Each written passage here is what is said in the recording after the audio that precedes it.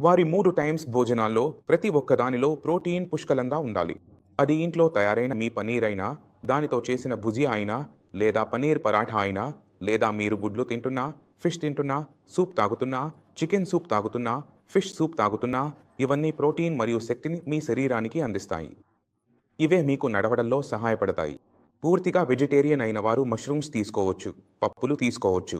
కానీ వాళ్ళు తమ శరీరంలో ప్రోటీన్ పరిమాణాన్ని, విటమిన్లు, ఖనిజాల పరిమాణాన్ని పెంచుకోవాల్సి ఉంటుంది. ఎందుకంటే తినిపించకుండా మనం మన శరీరాన్ని పని చేయమని ఆశించడం సాధ్యపడదు. కాబట్టి ముందుగా మీ శరీరంలో ముడి పదార్థాన్ని వేసుకోండి. మీరు ముడి పదార్థాన్ని వేసుకున్న తర్వాత మీ శరీరంలో కొంత శక్తి అనిపిస్తుంది.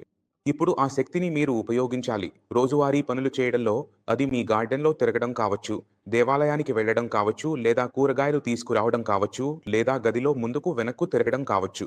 కానీ మీరు ఆ కదలికను తీసుకురావాలి. పూర్తి రోజు మీరు మీ రోగిని మంచంపై కూర్చోబెట్టినా లేదా వీల్ చైర్‌లో కూర్చోబెట్టినా, వారి పరిస్థితి రోజు రోజుకు మరింత క్షీణిస్తుంది.